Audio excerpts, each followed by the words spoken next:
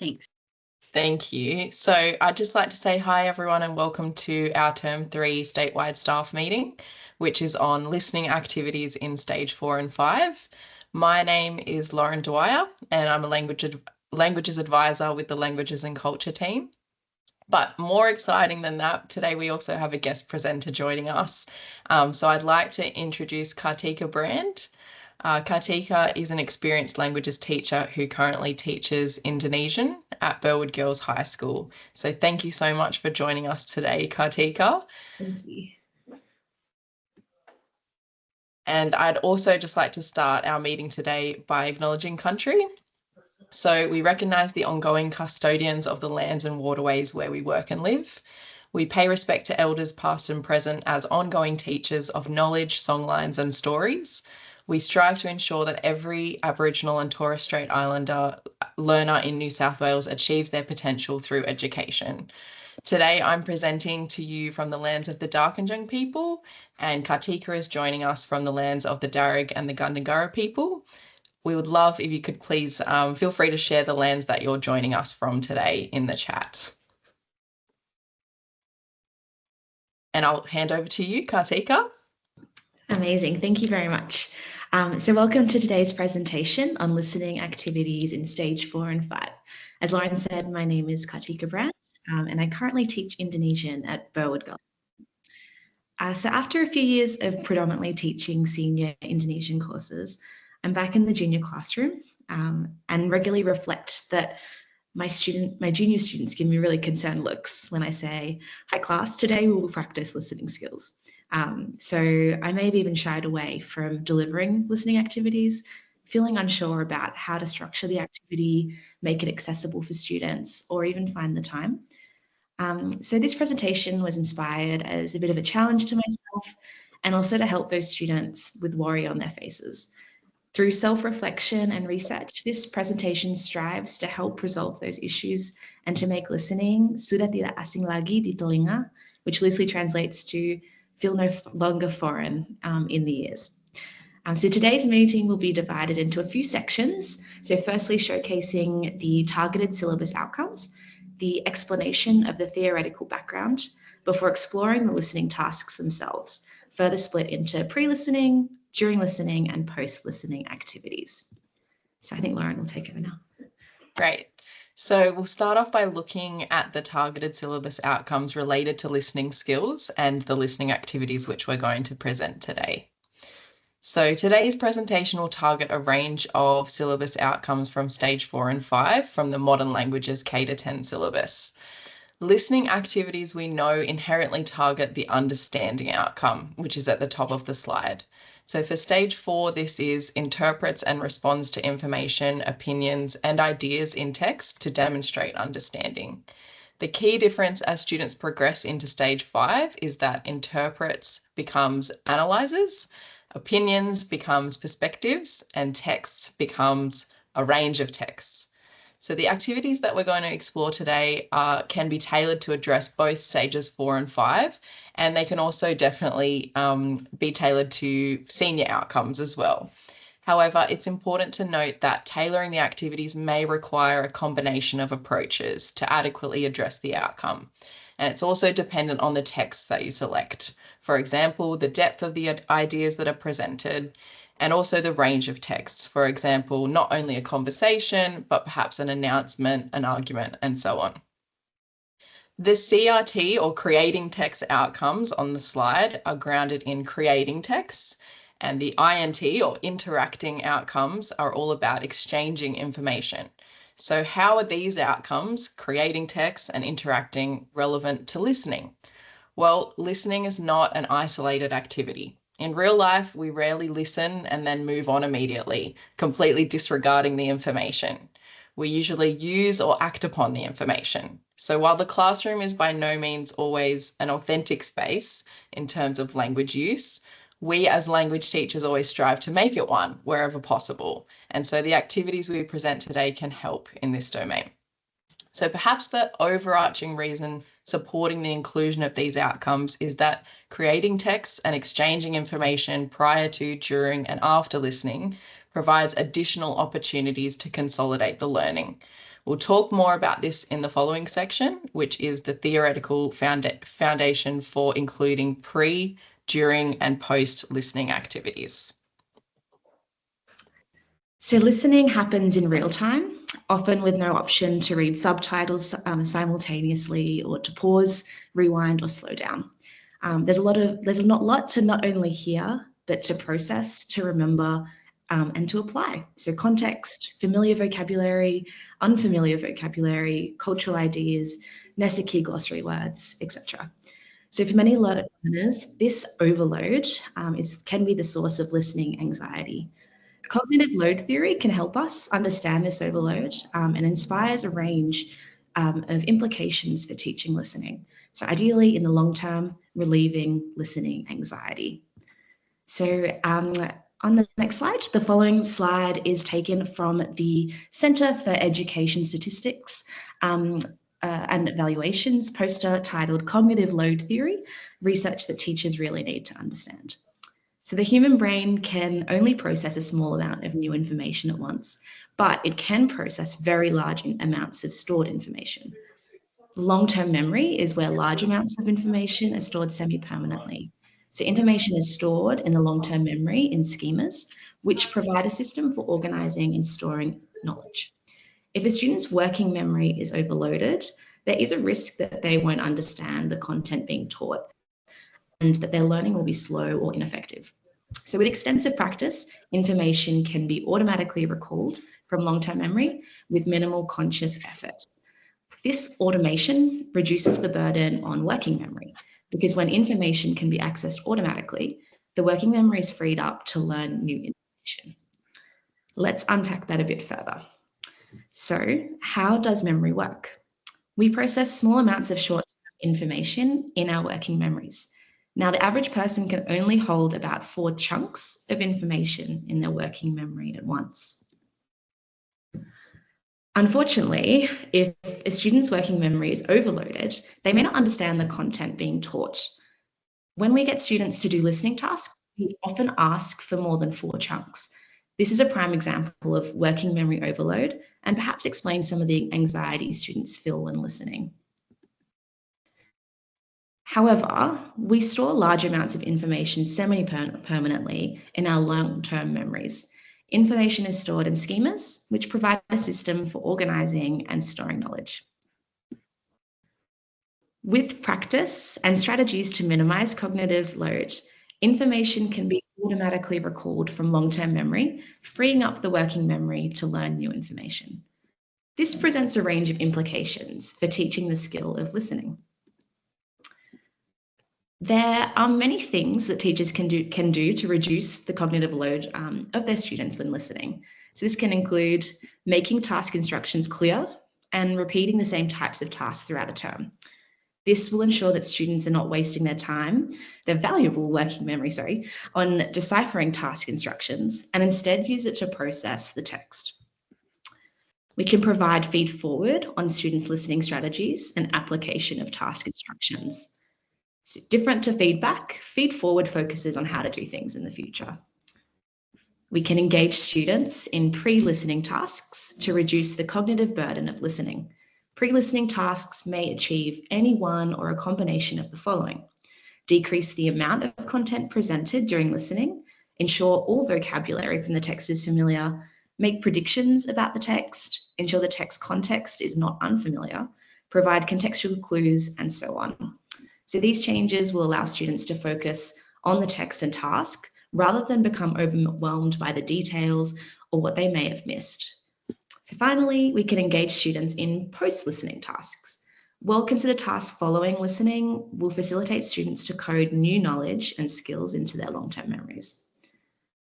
So the rest of today's presentation demonstrates pre-listening, during listening, and post-listening tasks that can be used to reduce cognitive overload. So please note that doing one in isolation may not achieve this goal. It's all about consistency. There are also many other ways that you likely already use, but these ones simply serve to spark some inspiration. So for today's presentation, we've used one sample text to demonstrate the activities in action. And for today's purpose, as we're not all Indonesian teachers like Kartika and I, we've actually provided the sample text in English. However, please note that for all of the following activities, the text would usually be in the target language. Some of our examples will include Indonesian vocabulary as well. Don't worry, you don't need to know it. It's just to demonstrate how whichever language you teach could be used in each activity.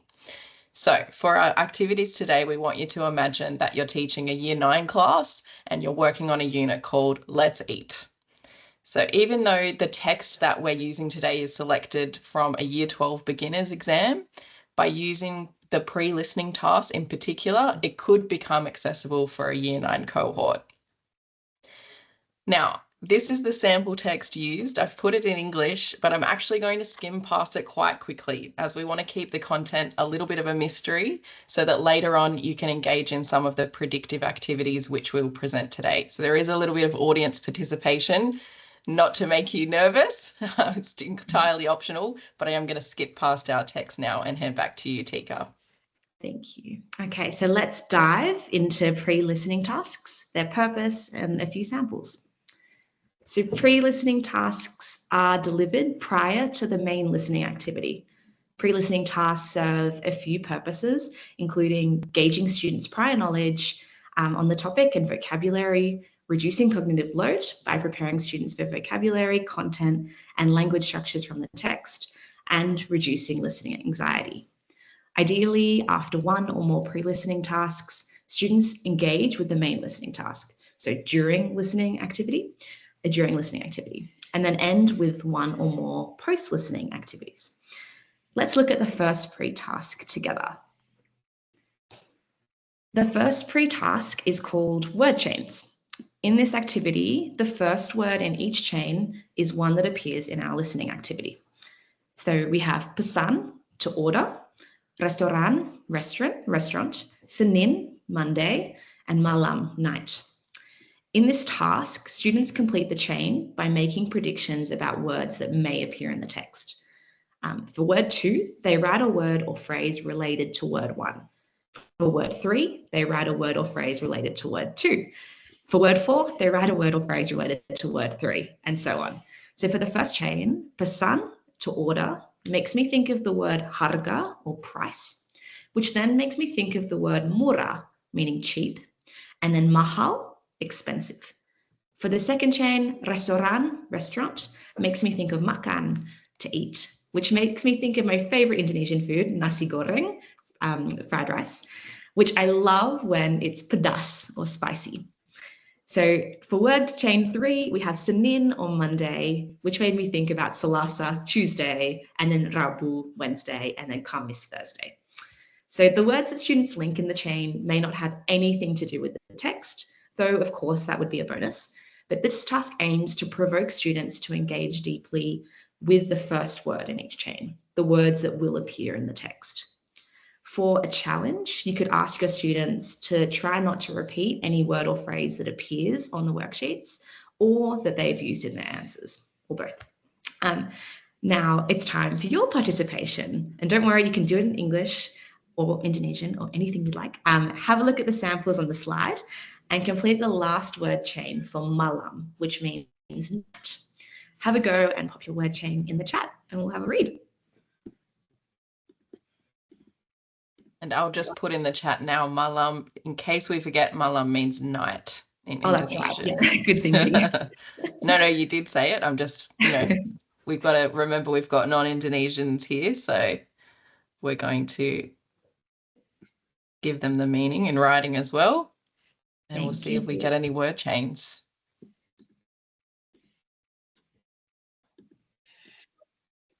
And I can tell everybody's thinking very hard.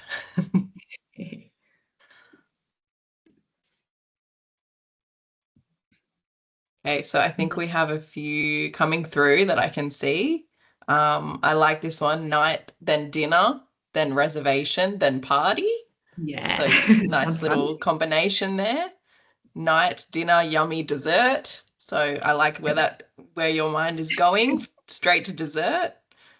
Adele has said bintang, which is very A very, Night, a very good star, one. or something else? Sorry, Bintang does mean star in Indonesian, but she may be referring to the beer brand.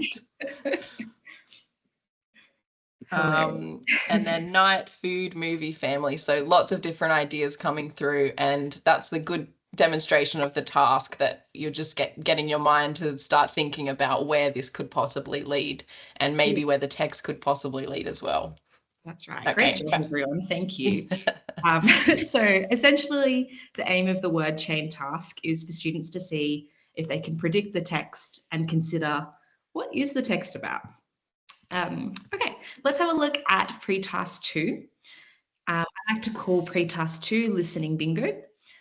Once again, it includes making predictions, but also lets students listen to the text for the first time in a relaxed environment.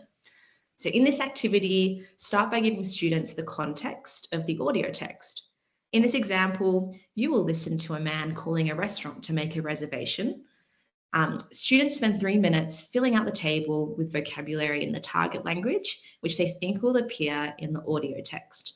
They should aim for topic-specific vocabulary, so not filler words or anything else. After a few moments, if students need further prompting, you can display some ideas on the board. In this example, ideas could be things like days of the week, times, prices, and so on.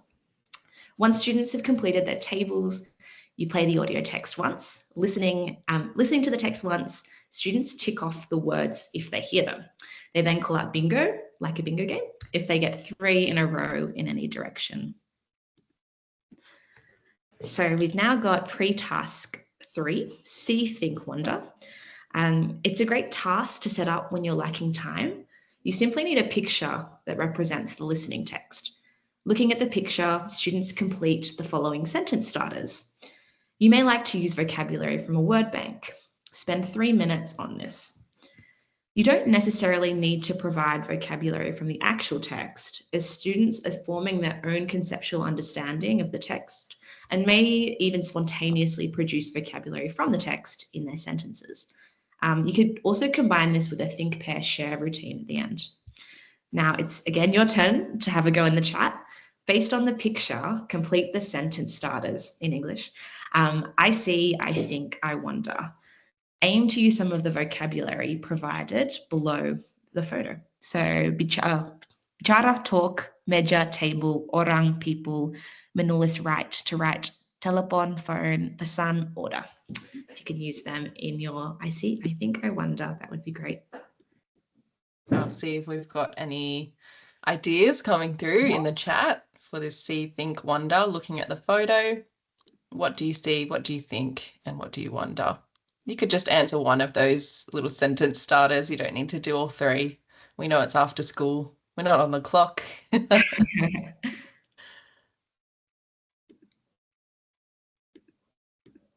Beautiful. So we've got some answers in Indonesian, which is amazing. We've got in Indonesian, I see a table and a phone. I see a lady talking on the phone. I think she's taking an order. I wonder how many people are coming. Beautiful answer. I wonder what time the booking is. So everybody's doing a very good job of exploring what they can see in that image. Thank you, everyone. Thank you. And hopefully some of those ideas appear in the audio text when we eventually listen to it, or when the students eventually listen to it. Okay, we're going to now look at pre-task 4. So pre-task 4 is about making predictions based on vocabulary. It's also a great task to set up once again when you are lacking time. You simply need the vocabulary from the listening text. You would say to your students, the vocabulary on the right will appear in the listening text. For question 1, based on this vocabulary, what do you think the listening text is about? Write your answer. And for question 2, write 2 sentences using as much of the vocabulary as you can. Ideally, your sentences are based on your prediction above. A minute into the task, you could put some ideas in English on the screen if students need help getting started. As a follow-up task, once complete, students could trade their sentences and build a bank of sentences in the target language. Pre-task 5. So this is again about making predictions. This time, I would present the context for listening. We will listen to a man calling a restaurant to make a reservation.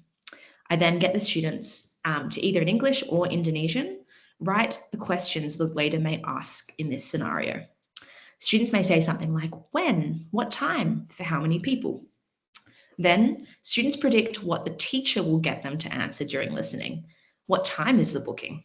This will help them engage with the context, plus they may be correct about what you will ask them. You could even get them to answer these questions when listening and then post-listening, and then in post-listening, rewriting the questions according to what was in the text. This would not only save you time, but also help students manage cognitive overload as they will be completely familiar with what they are listening for since they came up with the questions themselves. A key part of this learning activity is sharing student answers, an additional opportunity to consolidate tricky ideas from the context and or vocabulary. It's now your turn. Have a go at question 2. We will listen to a man calling a restaurant to make a reservation. What questions will the teacher ask you about the text? Please share your questions in the chat.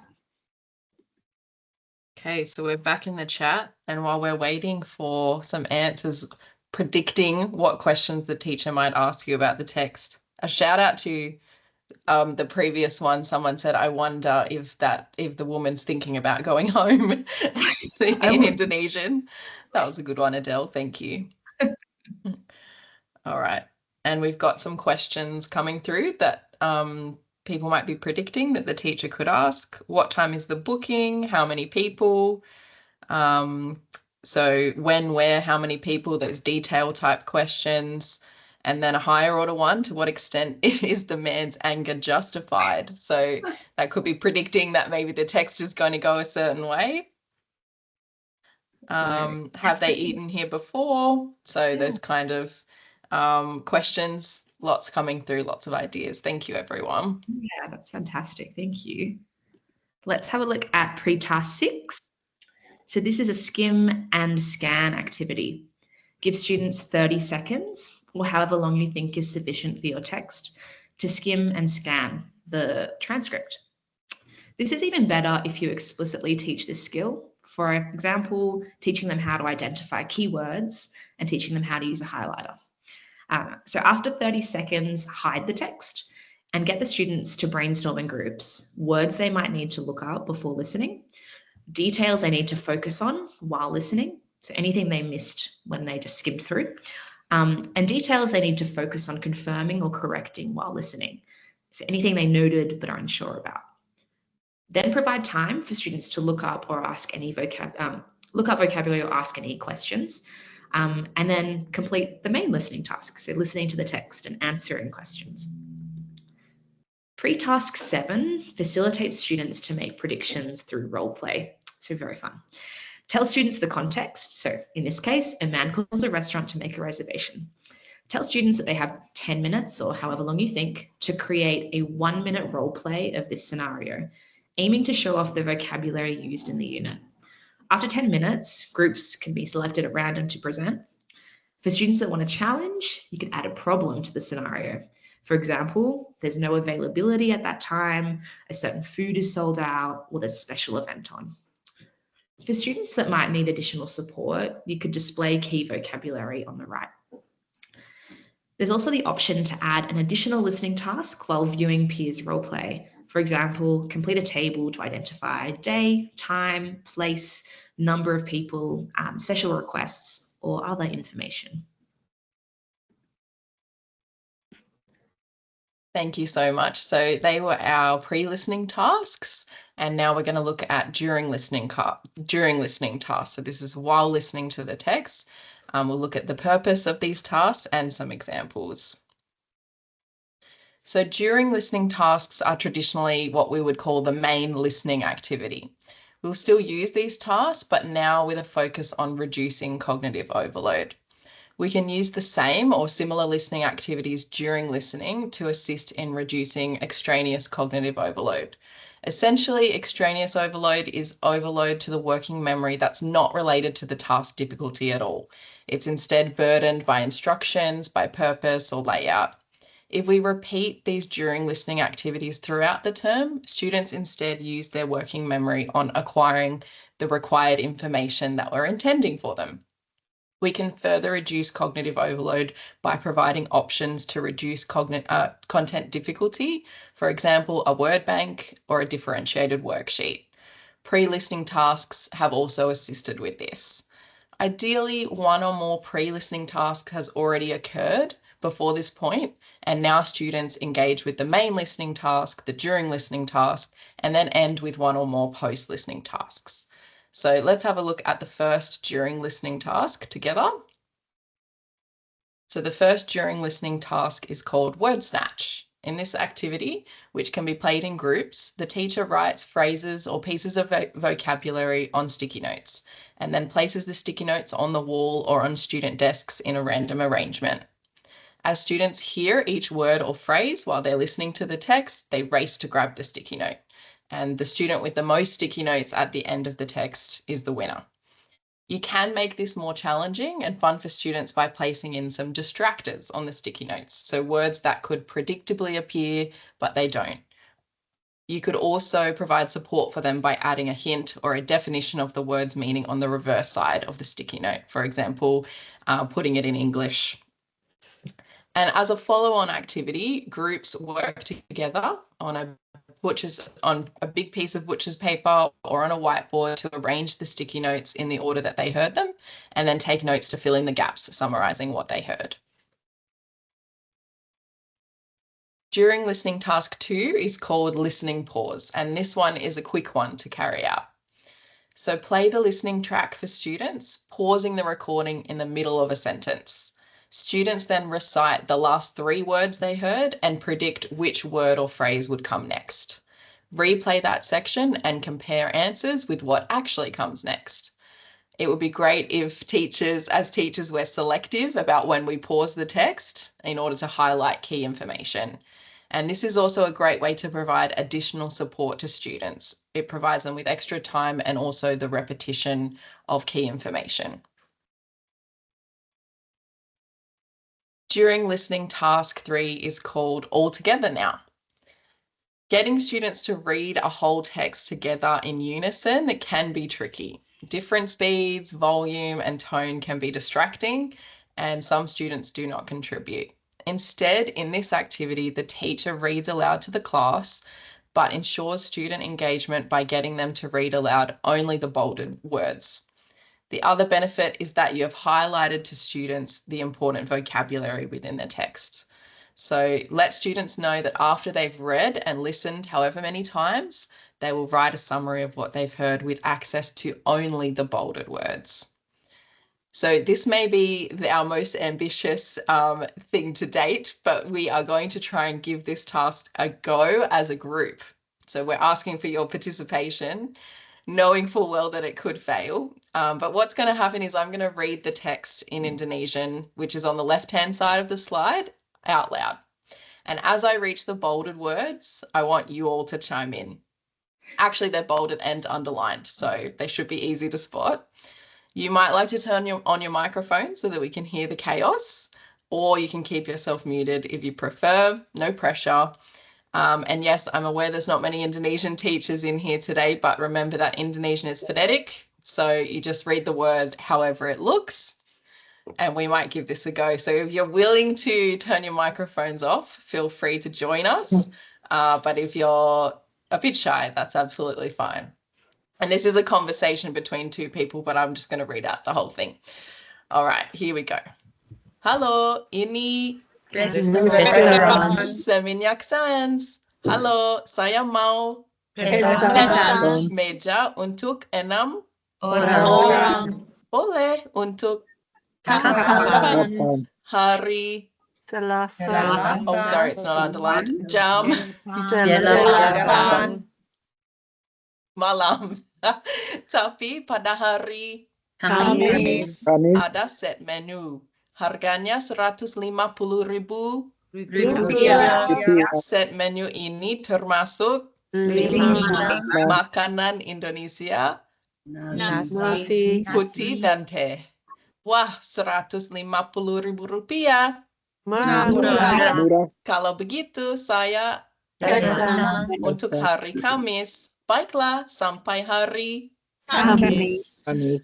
Wow, beautiful work, everyone. I heard a very good mixture of voices in there, so very happy. And you can see how students might get excited. They might try and race each other. They might interject, but all of it is to try and highlight those particular words. Those words have been chosen for a reason because they're the ones that are going to be meaningful and the key information that you want to be taking from the text.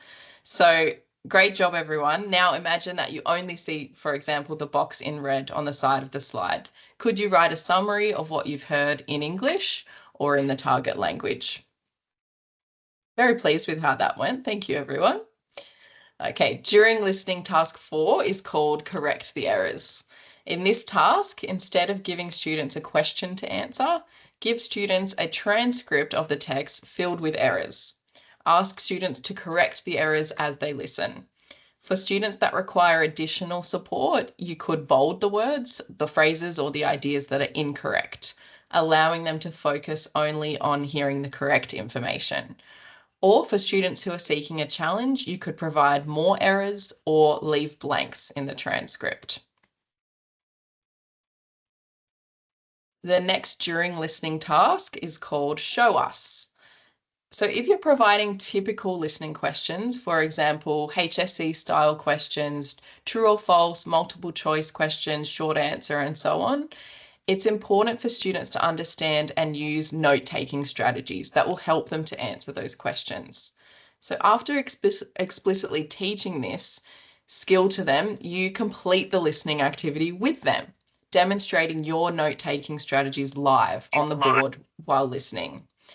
This will help students see the required depth of notes and shorthand and symbols that might help them while listening. You can also use it to prompt students to reflect on their own note-taking strategies and even to demonstrate repair strategies for when listening anxiety or cognitive overload strikes. For example, imagine you didn't understand anything from the text when you were listening to it, but you had these notes. What would your answer be? Look at the marking criteria and sample answer and see how you've done. Another benefit of this strategy is to provide hints or to students that are requiring support. They can discreetly find information on the board in your notes that may help them to construct their own notes or answers. And the final during listening task is called Deconstruct, Reconstruct. In this task, students listen with the end goal of reproducing the text in as much detail as possible. Start by playing the audio text once. During this first listening, students are not allowed to take notes, but are instead encouraged to listen for the gist.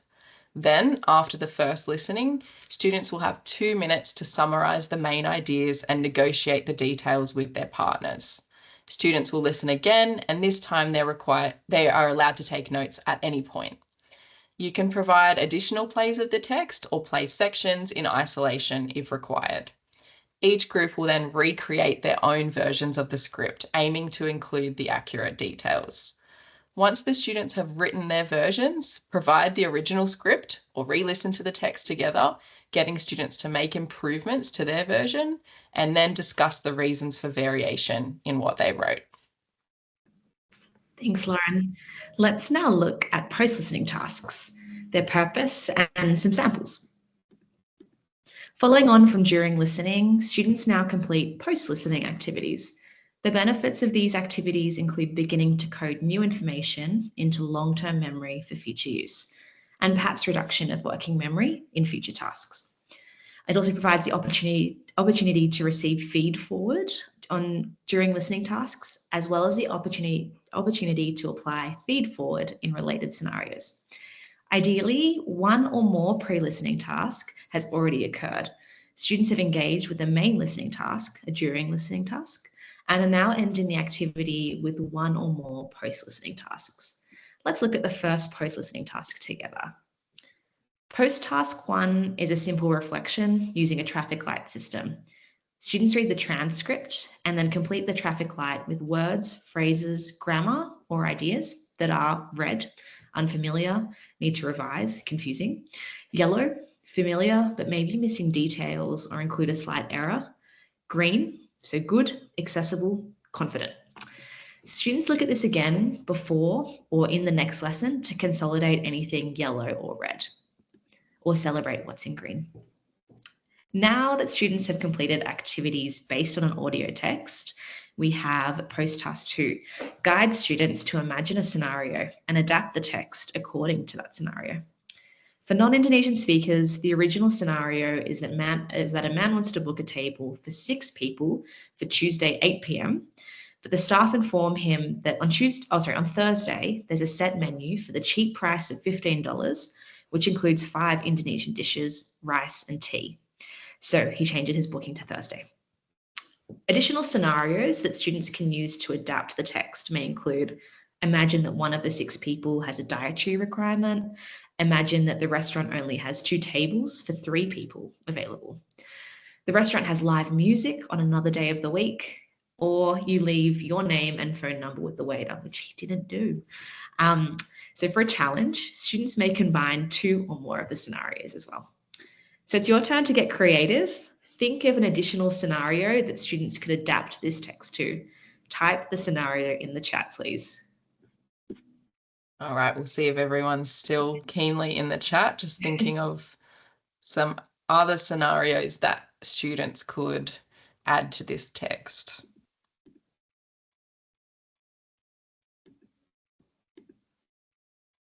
I think the dietary requirements one is a very accurate one, because I think that's always the case.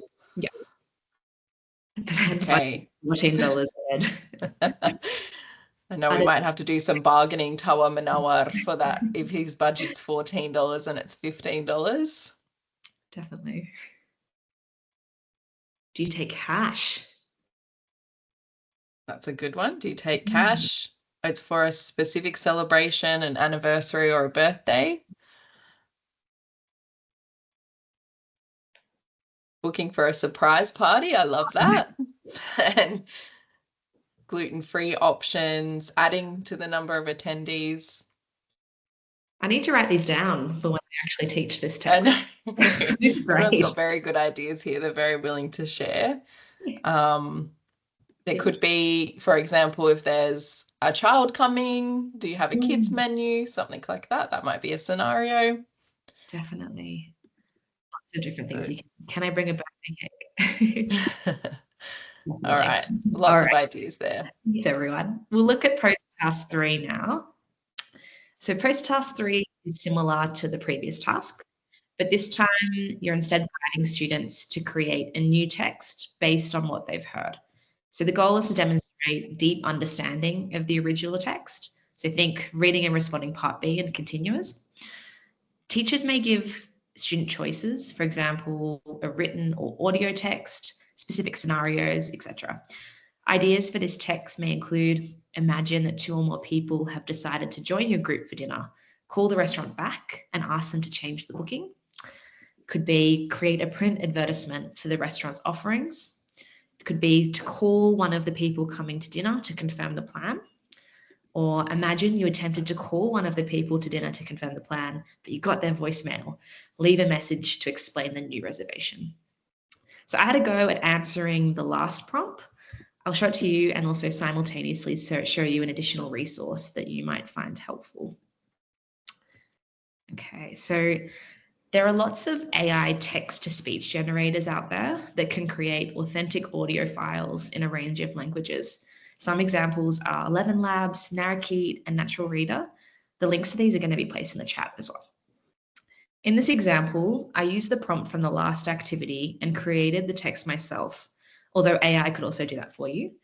Imagine you attempted to call one of the people coming to dinner to confirm the plan, but reach their voicemail. Leave a message to explain the new reservation. I gave the script and selected a voice, and it created an audio recording. I acknowledge it isn't perfect. There's some unusual intonation, but I do think it's good enough, and in fact rivals anything I could produce in terms of accent and clarity.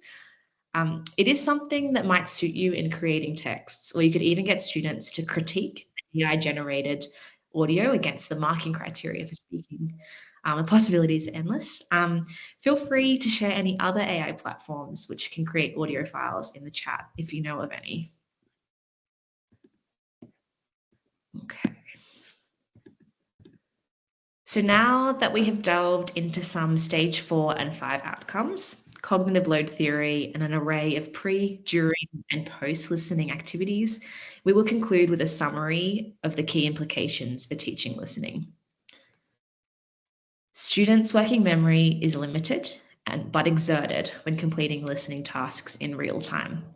To avoid cognitive overload during listening, we can ensure task instructions are clear, repeat learning tasks throughout the term, provide feed forward on students' listening strategies and application of task instructions, engage students in pre-listening tasks to reduce content difficulty and/or familiarize students with vocabulary and context, engage students in post-listening tasks to begin coding new knowledge and skills into their long-term memory, and use the sample activities demonstrated today as a starting point. So good luck with them and have fun with them. And thank you very much for the opportunity to speak with you all today. I've had a lot of fun. Thank you so much, Kartika, and we're all very grateful to you for sharing your expertise and your activities with us all today. So thank you very much. I'm clapping through the camera. Thank you. And less exciting to finish off with today, I'll just quickly go through a brief languages and culture team update. So the professional learning listed here on the screen is a summary of what is happening in 2024. Our statewide staff meetings like this one happen in week 4 each term. Our network meetings are held in weeks 7 to 8 each term. So please keep an eye out for further information from your network leader and in our statewide staff room. Our micro learning courses can be found on MyPL, which teachers can access. So the first one, the Modern Languages K to 10 syllabus from planning to practice in years 7 to 10 is a great way to become more familiar with the new syllabus. There's HSC speaking tasks in beginners and continuous modern languages courses and effective feedback in languages. If you missed the Term 2 School Development Day, the languages session for 7 to 10, it's now available on MyPL as a standalone course, and it's NESA accredited for 2 hours. It includes a video and a workbook to work through at your own pace, as it's deliberately designed for self-reflection after 1 term of using the new syllabus. We also have 2 online courses, Student Motivation and Engagement in Languages e-course, and the High Potential and Gifted Students in Languages 7 to 10 e-course. Both are 1.5 hours. And these aren't sitting in MyPL, so contact the team if you'd like access. While our statewide staff meetings like this are a great way to learn new things or reassure yourself that you're on the right track, we understand that face-to-face collaboration is still very important. On the screen, you can see our 2024 network leaders who provide valued support and connections to languages teachers across New South Wales. And you are warmly invited by our network leaders to join our language teacher networks, where you can connect with colleagues and engage in professional learning. There are 18 networks across New South Wales. As we mentioned, meetings are held in week 7 or 8 each term, or for some networks, once a semester for collaboration days.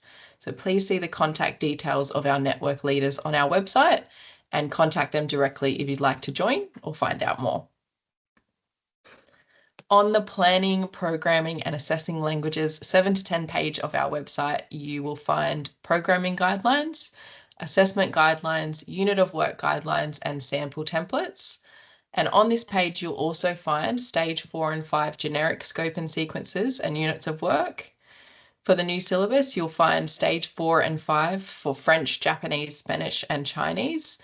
And for stage 4, German, Italian and Indonesian, fully resourced pick up and teach units of work and scope and sequences. Support for stage 4 Korean is coming this term very soon. Stage 5 Italian in early term 4 and Latin in early 2025.